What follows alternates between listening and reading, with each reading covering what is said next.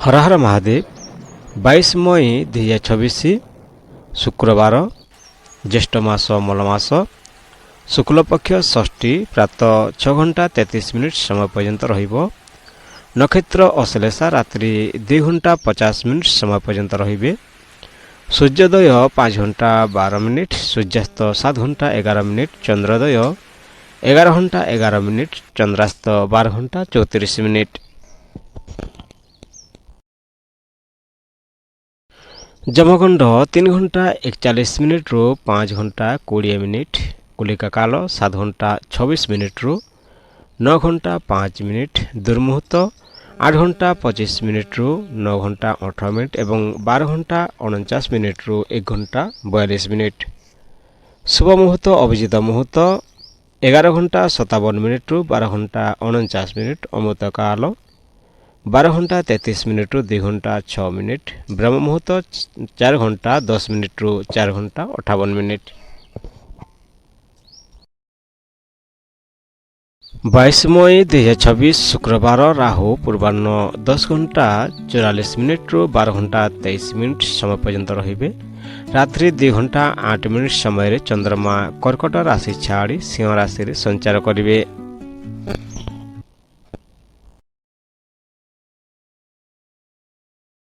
मेष राशि 22 मई 2026 शुक्रवार शुक्र ग्रह मिथुन राशि रे गोचर करी मेष राशिर तृतीय भाव को प्रभावित करुछंती। यह साहस जोगाजोग भाई भौणी छोट यात्रा और कलात्मक कौशल को प्रभावित करिवे।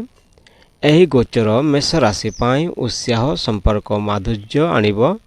एही शुक्र गोचर मेष राशि पाई संपर्क जोगाजोग रे शुभ फल मिलिब। धन नुआ जोगाजोग और व्यावसायिक संपर्करू धन लाभ हो पारे। मीडिया मार्केटिंग ऑनलाइन काम और व्यवसाय रे लाभ मिलिब। प्रेम संपर्क रे मिठास बढ़िबो। आपणक कथाबार्ता और आकर्षण अन्य मानकु प्रभावित करिबो। कैरियर कम्युनिकेशन लेखालेखी सोशल मीडिया विज्ञापन कला क्षेत्र रे शुभ फल मिलिब।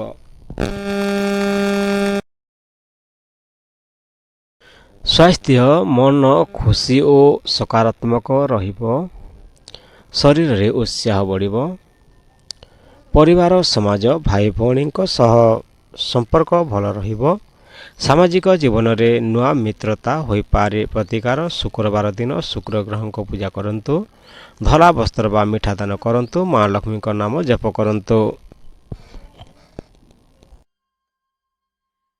वृषभ राशि 22 मई 2026 शुक्र ग्रह मिथुन राशि रे गोचर करी वृष राशिर द्वितीय भाव को प्रभावित करुछंती।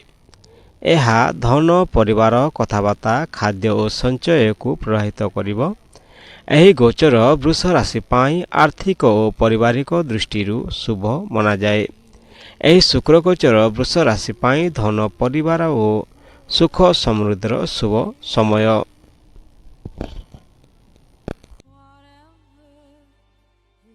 धन लाभ संचय बढ़िप।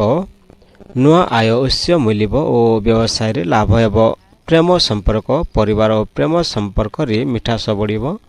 आपणक कथाबार्ता लोकों को आकर्षित करिब। कैरियर व्यवसाय बैंकिंग खाद्य फैशन संगीत और कला क्षेत्र रे भल सफलता मिलिब। अर्थ संपर्कित काम रे लाभ हेब। स्वास्थ्य साधारणतः भल रहिबो। खाद्य प्रति आकर्षण बढ़िबो, तेणु संतुलित खाद्य नियंतु। परिवार समाज परिवार रे खुशी और सम्मिलन रहिबो। सामाजिक जीवन रे सम्मान बढ़िबो। प्रतिकार शुक्रवार दिन शुक्र ग्रह को पूजा करंतु। धला वस्त्र बा चावल दान करंतु। मां लक्ष्मी को नाम जप करंतु।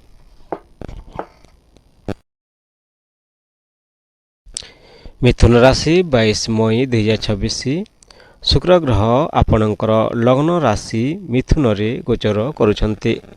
एहा मिथुन राशिर प्रथम भाव लग्न भाव को प्रभावित करिवे। एही गोचर व्यक्तित्व आकर्षण प्रेम सौंदर्य और ସାମାଜିକ ଜୀବନକୁ ଶକ୍ତିଶାଳୀ କରିବ। ଏହି ଶୁକ୍ର ଗୋଚର ମିଥୁନ ରାଶି ପାଇଁ ପ୍ରେମ, ଆକର୍ଷଣ, ସୃଜନଶୀଳତା ଓ ସାମାଜିକ ସଫଳତାର ଅତ୍ୟନ୍ତ ସୁଫଳ ଦେବେ। ଧନ ଓ ଆର୍ଥିକ ସ୍ଥିତି ସୁଧାର ଆସିପାରେ। ଯୋଗାଯୋଗ, ମିଡ଼ିଆ, ବ୍ୟବସାୟ, କଲା ଓ ଅନଲାଇନ୍ କାମରୁ ଧନ ଲାଭ ହେବ। ପ୍ରେମ ସମ୍ପର୍କରେ ମାଧୁର୍ଯ୍ୟ ବଢ଼ିବ।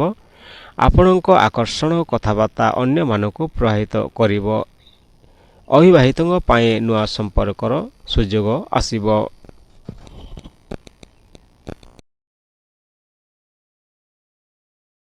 କ୍ୟାରିୟର, ମିଡ଼ିଆ, ଲେଖାଲେଖି, ଶିକ୍ଷା, ବିଜ୍ଞାପନ, ସେଲ୍ସ ଓ କଲା କ୍ଷେତ୍ରରେ ଭଲ ସଫଳତା ମିଳିବ। ନୂଆ ଅବସର ଆପଣଙ୍କ ପାଖରୁ ଆସିବ। ସ୍ୱାସ୍ଥ୍ୟ, ମନ ଖୁସି ଓ ସକାରାତ୍ମକ ରହିବ। ଶରୀରରେ ଉତ୍ସାହ ଓ ଆତ୍ମବିଶ୍ୱାସ ବଢ଼ିବ। ପ୍ରତିକାର, ଶୁକ୍ରବାର ଦିନ ଶୁକ୍ର ଗ୍ରହଙ୍କ ପୂଜା କରନ୍ତୁ। ଧଳା ବସ୍ତ୍ର ବା ମୁଗ ସୁଗନ୍ଧିତ ବସ୍ତ୍ର ଦାନ କରନ୍ତୁ।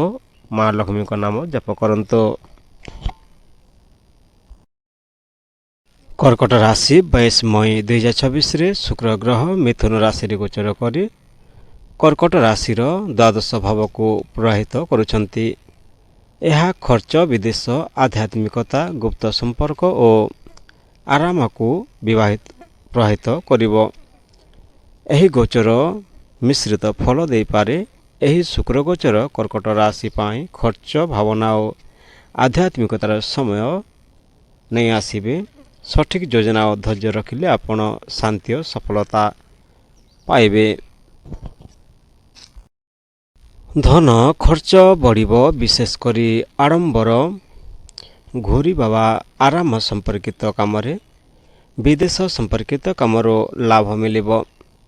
ପ୍ରେମ ସମ୍ପର୍କରେ ଭାବନା ଅଧିକ ରହିବ। ଗୁପ୍ତ ଆକର୍ଷଣ ବା ଦୂର ସମ୍ପର୍କ ଗଠନ ହୋଇପାରେ। କ୍ୟାରିୟର, ବିଦେଶୀ କମ୍ପାନୀ, ହସ୍ପିଟାଲ, ହୋଟେଲ, କଲା ବା ଆଧ୍ୟାତ୍ମିକ କାମରେ ଭଲ ସୁଯୋଗ ମିଳିବ।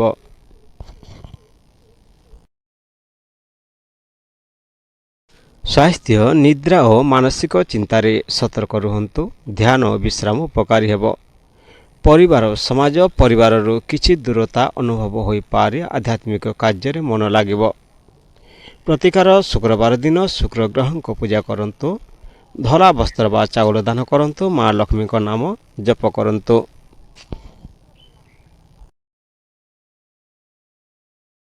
ସିଂହ ରାଶି, 22 ମଇ 2026ରେ ଶୁକ୍ର ଗ୍ରହ ମିଥୁନ ରାଶିରେ ଗୋଚର କରି ସିଂହ ରାଶିର ଏକାଦଶ ଭାବକୁ ପ୍ରଭାବିତ କରୁଛନ୍ତି। ଏହା ଆୟ, ଲାଭ, ମିତ୍ରତା, ଇଚ୍ଛା ପୂରଣ ଓ ସାମାଜିକ ସଫଳତାକୁ ପ୍ରକାଶିତ କରିବ। ଏହି ଗୋଚର ସିଂହ ରାଶି ପାଇଁ ଅତ୍ୟନ୍ତ ଶୁଭ ମନାଯାଏ। ଏହି ଶୁକ୍ର ଗୋଚର ସିଂହ ରାଶି ପାଇଁ ଧନ ଲାଭ, ଇଚ୍ଛା ପୂରଣ ଓ ସାମାଜିକ ସଫଳତାର ଶୁଭ ସମୟ। ଧନ ଆୟ ବଢ଼ିବ, ଭଲ ସୁଯୋଗ ରହିଛି। ନୂଆ ବ୍ୟବସାୟ, ନିବେଶ ବା ସାମାଜିକ ସମ୍ପର୍କକୁ ଧନ ଲାଭ ହୋଇପାରେ। ପ୍ରେମ ସମ୍ପର୍କରେ ଖୁସି ଓ ମିଠାସ ବଢ଼ିବ। ମିତ୍ରତା ପ୍ରେମରେ ପରିଣତ ହେବାର ସମ୍ଭାବନା ରହିଛି। କ୍ୟାରିୟର, କର୍ମକ୍ଷେତ୍ରରେ ନୂଆ ଅବସର ମିଳିବ। ମିଡ଼ିଆ, ମାର୍କେଟିଂ, ଫ୍ୟାଶନ, କଲା ଓ ସୃଜନଶୀଳତାରେ ସଫଳତା ମିଳିବ। ସ୍ୱାସ୍ଥ୍ୟ ଭଲ ରହିବ। ମନ ଖୁସି ଓ ସକାରାତ୍ମକ ରହିବ। ପରିବାର, ସମାଜ, ନୂଆ ମିତ୍ରତା ଓ ସାମାଜିକ ସମ୍ମାନ ବଢ଼ିବ। ପରିବାରରେ ଖୁସିର ପରିବେଶ ରହିବ। ପ୍ରତିକାର, ଶୁକ୍ରବାର ଦିନ ଶୁକ୍ର ଗ୍ରହଙ୍କ ପୂଜା କରନ୍ତୁ। ଧଳା ବସ୍ତ୍ର ବା ମିଠା ଦାନ କରନ୍ତୁ। ମା ଲକ୍ଷ୍ମୀଙ୍କ ନାମ ଜପ କରନ୍ତୁ।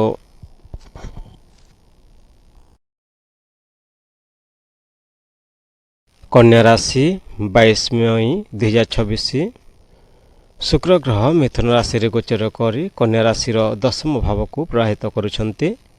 ଏହା କ୍ୟାରିୟର, ପଦ ପ୍ରତିଷ୍ଠା, କାର୍ଯ୍ୟକ୍ଷେତ୍ର ଓ ସାମାଜିକ ସମ୍ମାନକୁ ପ୍ରଭାବିତ କରିବେ। ଏହି ଗୋଚର କନ୍ୟା ରାଶି ପାଇଁ କ୍ୟାରିୟର ଓ ପ୍ରତିଷ୍ଠାରେ ଶୁଭ ଫଳ ଦେଇପାରେ। ଏହି ଶୁକ୍ର ଗୋଚର କନ୍ୟା ରାଶି ପାଇଁ କ୍ୟାରିୟର, ପଦ ପ୍ରତିଷ୍ଠା ଓ ଧନ ଲାଭର ଶୁଭ ସମୟ ନେଇ ଆସିବେ। ଧନ କାର୍ଯ୍ୟକ୍ଷେତ୍ରରୁ ଧନ ଲାଭ ହେବାର ସମ୍ଭାବନା ରହିଛି। ନୂଆ ପ୍ରୋଜେକ୍ଟ ବା ବ୍ୟବସାୟିକ ସୁଯୋଗ ଆର୍ଥିକ ଲାଭ ଆଣିବ।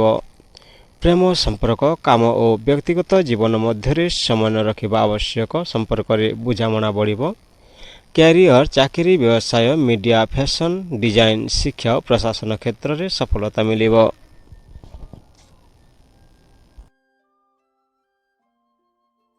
ସ୍ୱାସ୍ଥ୍ୟ ସାଧାରଣତଃ ଭଲ ରହିବ। ଅଧିକ କାମରୁ ଥକାନ ଅନୁଭବ ହୋଇପାରେ। ପରିବାର ସମାଜରେ ଆପଣଙ୍କ ସମ୍ମାନ ପ୍ରଭାବ ବଢ଼ିବ। ପରିବାରର ଆପଣଙ୍କ ସଫଳତାରେ ଖୁସି ହେବେ। ପ୍ରତିକାର ଶୁକ୍ରବାର ଦିନ ଶୁକ୍ର ଗ୍ରହଙ୍କ ପୂଜା କରନ୍ତୁ। ଧଳା ବସ୍ତ୍ର ବା ମିଠା ଦାନ କରନ୍ତୁ। ମା ଲକ୍ଷ୍ମୀଙ୍କ ନାମ ଜପ କରନ୍ତୁ।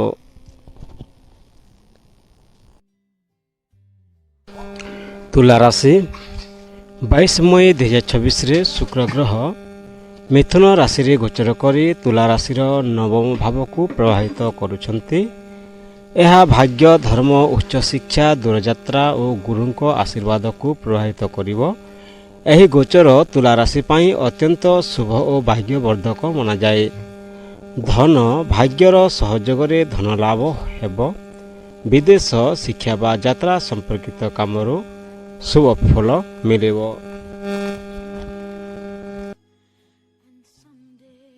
ପ୍ରେମ ସମ୍ପର୍କରେ ବୁଝାମଣା ଓ ବିଶ୍ୱାସ ବଢ଼ିବ। ଜୀବନସାଥୀଙ୍କ ସହ ଯାତ୍ରାର ସୁଯୋଗ ଆସିବ। କ୍ୟାରିୟର, ଶିକ୍ଷା, ଆଇନ, ମିଡ଼ିଆ, ପ୍ରକାଶନ, ବିଦେଶ, ବ୍ୟବସାୟ ଓ ଧାର୍ମିକ କାମରେ ସଫଳତା ମିଳିବ। ଉଚ୍ଚ ଅଧ୍ୟୟନ କରୁଥିବା ଲୋକଙ୍କ ପାଇଁ ଶୁଭ ସମୟ ଅଛି।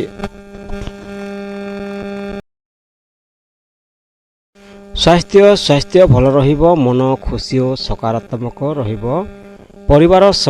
ପରିବାରରେ ଧାର୍ମିକ ବା ଶୁଭ କାର୍ଯ୍ୟ ହୋଇପାରେ। ଗୁରୁଜନଙ୍କ ଆଶୀର୍ବାଦ ମିଳିବ।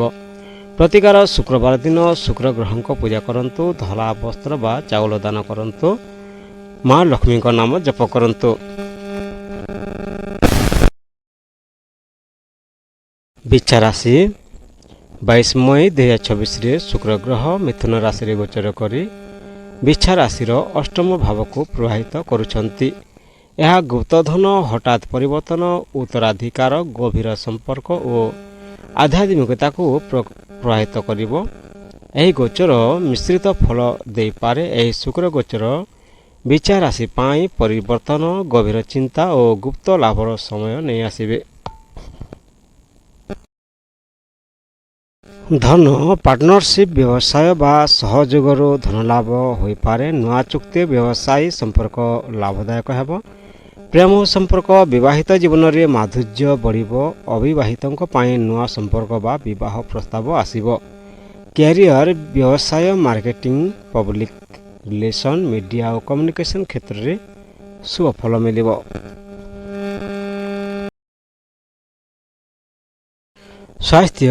ସ୍ୱାସ୍ଥ୍ୟ ସାଧାରଣତଃ ଭଲ ରହିବ। ମନ ଖୁସି ଓ ସମତୁଲିତ ରହିବ। ପରିବାର ଓ ସମାଜରେ ସମ୍ମାନ ବଢ଼ିବ। ଜୀବନସାଥୀଙ୍କ ସହ ଭଲ ସମୟ କାଟିବେ। ପ୍ରତିକାର ଶୁକ୍ରବାର ଦିନ ଶୁକ୍ର ଗ୍ରହଙ୍କ ପୂଜା କରନ୍ତୁ। ଧଳା ବସ୍ତ୍ର ବା ଚାଉଳ ଦାନ କରନ୍ତୁ। ମା ଲକ୍ଷ୍ମୀଙ୍କ ନାମ ଜପ କରନ୍ତୁ।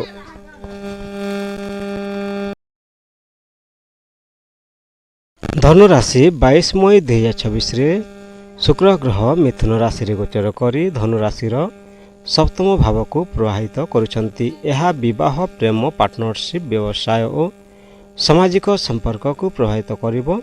ଏହି ଗୋଚର ଧନୁରାଶି ପାଇଁ ସମ୍ପର୍କ ଓ ସହଯୋଗରେ ଶୁଭ ଫଳ ଦେଇପାରେ। ଏହି ଶୁକ୍ର ଗୋଚର ଧନୁରାଶି ପାଇଁ ପ୍ରେମ, ବିବାହ ଓ ପାର୍ଟନରସିପ୍ର ଶୁଭ ସମୟ।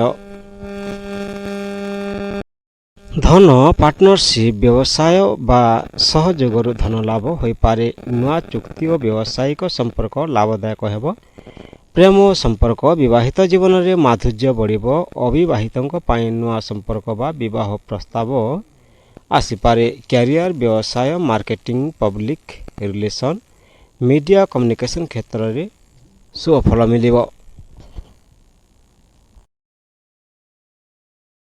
ସ୍ୱାସ୍ଥ୍ୟ ସାଧାରଣତଃ ଭଲ ରହିବ। ମନ ଖୁସି ଓ ସମତୁଲିତ ରହିବ। ପରିବାର ଓ ସମାଜରେ ସମ୍ମାନ ବଢ଼ିବ। ଜୀବନସାଥୀଙ୍କ ସହ ଭଲ ସମୟ କାଟିବେ। ପ୍ରତିକାର ଶୁକ୍ରବାର ଦିନ ଶୁକ୍ର ଗ୍ରହଙ୍କ ପୂଜା କରନ୍ତୁ। ଧଳା ବସ୍ତ୍ର ବା ଚାଉଳ ଦାନ କରନ୍ତୁ। ମା ଲକ୍ଷ୍ମୀଙ୍କ ନାମ ଜପ କରନ୍ତୁ।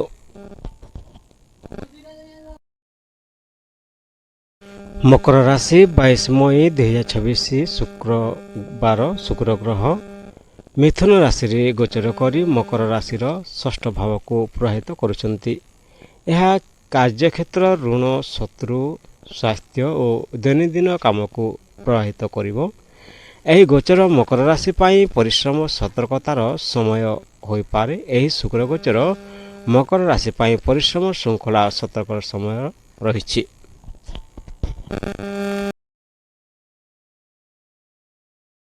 ଧନ ଖର୍ଚ୍ଚ ବଢ଼ିବ, ବିଶେଷ କରି ସ୍ୱାସ୍ଥ୍ୟ ବା ଦୈନନ୍ଦିନ ଆବଶ୍ୟକତାରେ। ଋଣ ଓ ଲେନଦେନରେ ସତର୍କ ରୁହନ୍ତୁ। ପ୍ରେମ ସମ୍ପର୍କରେ ଛୋଟ ମତଭେଦ ହୋଇପାରେ। ଶାନ୍ତ ବୁଝାମଣାରେ ସହିତ କଥା କହିଲେ ସମସ୍ୟା ଦୂର ହେବ। କ୍ୟାରିୟର, କାର୍ଯ୍ୟକ୍ଷେତ୍ରରେ ପରିଶ୍ରମ ବଢ଼ିବ, ତଥାପି ଧୈର୍ଯ୍ୟ ଓ ନିୟମିତ କାମ ଆପଣଙ୍କୁ ସଫଳତା ଦେବ।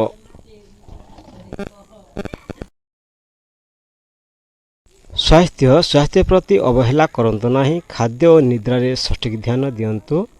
ପରିବାର, ସମାଜ, ପରିବାରରେ କିଛି ଦାୟିତ୍ୱ ବଢ଼ିବ। ସହଯୋଗ, ଧୈର୍ଯ୍ୟ ରଖିଲେ ପରିବେଶ ଭଲ ରହିବ। ପ୍ରତିକାର, ଶୁକ୍ରବାର ଦିନ ଶୁକ୍ର ଗ୍ରହଙ୍କ ପୂଜା କରନ୍ତୁ। ଧଳା ବସ୍ତ୍ର ବା ଚାଉଳ ଦାନ କରନ୍ତୁ। ମା ଲକ୍ଷ୍ମୀଙ୍କ ନାମ ଜପ କରନ୍ତୁ। କୁମ୍ଭ ରାଶି 22 ମଇ 2026 ଶୁକ୍ର ଗ୍ରହ ମିଥୁନ ରାଶିରେ ଗୋଚର କରି କୁମ୍ଭ ରାଶିର ପଞ୍ଚମ ଭାବକୁ ପ୍ରଭାବିତ କରୁଛନ୍ତି। ଏହା ପ୍ରେମ, ଶିକ୍ଷା, ସନ୍ତାନ, ସୃଜନଶୀଳତା ଓ ବୁଦ୍ଧିକୁ ପ୍ରଭାବିତ କରିବ। ଏହି ଗୋଚର କୁମ୍ଭ ରାଶି ପାଇଁ ଅତ୍ୟନ୍ତ ଶୁଭ ଓ ଆନନ୍ଦଦାୟକ ମନାଯାଏ। ଏହି ଶୁକ୍ର ଗୋଚର କୁମ୍ଭ ରାଶି ପାଇଁ ପ୍ରେମ, ସୃଜନଶୀଳତା ଓ ଖୁସିର ଶୁଭ ସମୟ।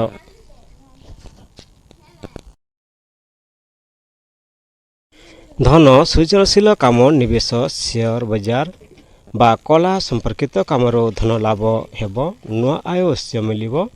ପ୍ରେମ ସମ୍ପର୍କରେ ରୋମାନ୍ସ ଓ ମାଧୁର୍ଯ୍ୟ ବଢ଼ିବ। ଅବିବାହିତଙ୍କ ପାଇଁ ନୂଆ ପ୍ରେମ ସମ୍ପର୍କ ସୁଯୋଗ ରହିଛି।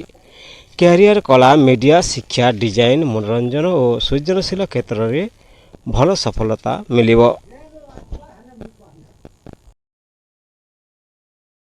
ସ୍ୱାସ୍ଥ୍ୟ, ମନ ଖୁସି ଓ ସକାରାତ୍ମକ ରହିବ। ସ୍ୱାସ୍ଥ୍ୟ ସାଧାରଣତଃ ଭଲ ରହିବ। ପରିବାର ଓ ସମାଜ, ସନ୍ତାନ ପକ୍ଷରୁ ଖୁସି ମିଳିବ। ସାମାଜିକ ଜୀବନରେ ଆପଣଙ୍କ ଆକର୍ଷଣ ବଢ଼ିବ। ପ୍ରତିକାର, ଶୁକ୍ରବାର ଦିନ ଶୁକ୍ର ଗ୍ରହଙ୍କ ପୂଜା କରନ୍ତୁ। ଧଳା ବସ୍ତ୍ର ବା ସୁଗନ୍ଧିତ ବସ୍ତୁ ଦାନ କରନ୍ତୁ। ମା ଲକ୍ଷ୍ମୀଙ୍କ ନାମ ଜପ କରନ୍ତୁ।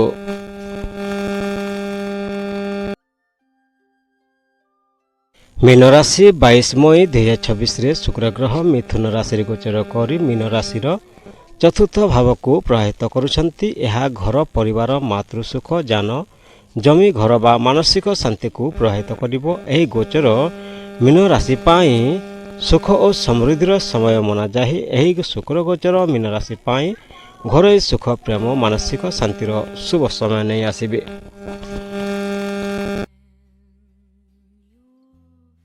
ଧନ, ଘର, ଜମି, ଯାନ ବା ସଜାଣ ସମ୍ପର୍କିତ କାମରୁ ଲାଭ ମିଳିବ। ଆର୍ଥିକ ସ୍ଥିତି ଧୀରେ ଧୀରେ ମଜବୁତ ହେବ।